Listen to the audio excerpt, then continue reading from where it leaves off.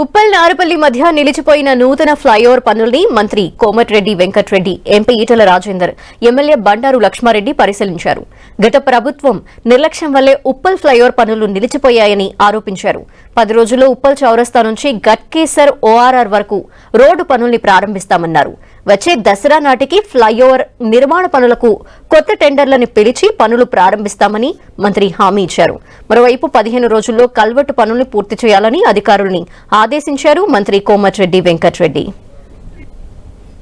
6 సంవత్సరాల క్రితం ప్రారంభమైన ఉప్పల్ ఎలివేటెడ్ కారిడార్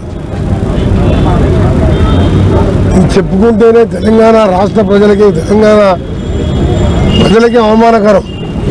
10 సంవత్సరాలు హైదరాబాద్ విశ్వనగరం చేస్తానని చెప్పి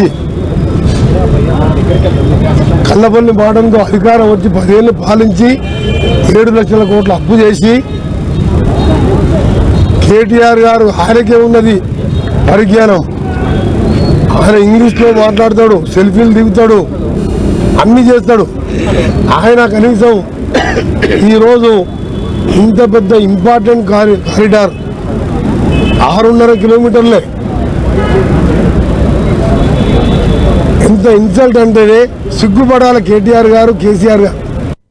అందరికీ కూడా రాష్ట్ర ప్రభుత్వం తరఫున R&B శాఖ మంత్రిగా మీకు మాట ఇస్తున్నా, వచ్చే 10 రోజులలో ఉప్పల్ చౌరస్తాకి వెళ్ళి ఔటర్ రింగ్ రోడ్డు అక్కడ కలిసే వరకు కింద రోడ్డు, కొత్త రోడ్డు పనులు ప్రారంభిస్తామని అందరికీ కూడా హామీ ఇస్తున్నాను.